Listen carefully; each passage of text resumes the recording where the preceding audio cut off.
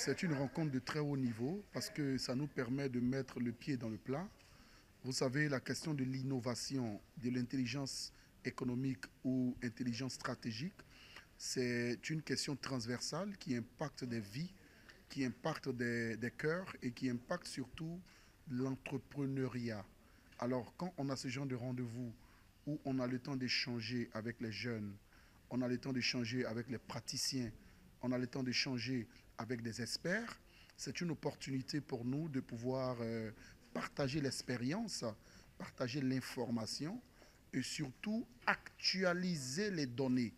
Vous savez, la question de l'intelligence économique, faire appel à la valorisation, au recueil, à la sécurisation et surtout à la bonne pratique des informations dans un cadre idéal d'éthique et de qualité, alors c'est important d'actualiser les données et de permettre aux jeunes entrepreneurs de se lancer dans un monde de mondialisation où le marché est concurrentiel, où le marché ne joue pas avec ses acteurs et où le marché est capricieux.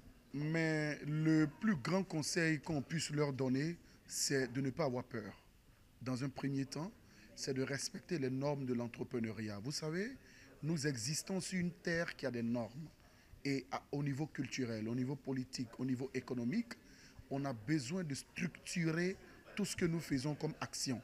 Alors, dans le cadre de cette structuration, il est important de débuter par une stratégie. Et la stratégie aujourd'hui fait appel à l'intelligence économique. Collecte des données, de très bonnes données, sécurisation, valorisation et impact. À cet effet, on aura l'opportunité de pouvoir être encore plus compétitif et de pouvoir atteindre les objectifs escomptés.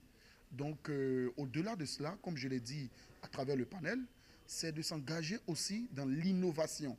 Le marché est concurrentiel, le marché est capricieux et nous sommes dans la mondialisation.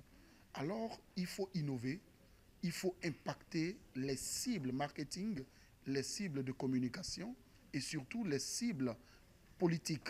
Et en troisième lieu, il faut actualiser et activer les partenariats. Vous savez, on peut obtenir et atteindre des objectifs à travers des échanges de marchandises, à travers des partenariats avec des structures, à travers des accords, à travers des opportunités. Et donc, c'est important de pouvoir se lancer dans ce genre de manœuvre afin d'atteindre les objectifs escomptés.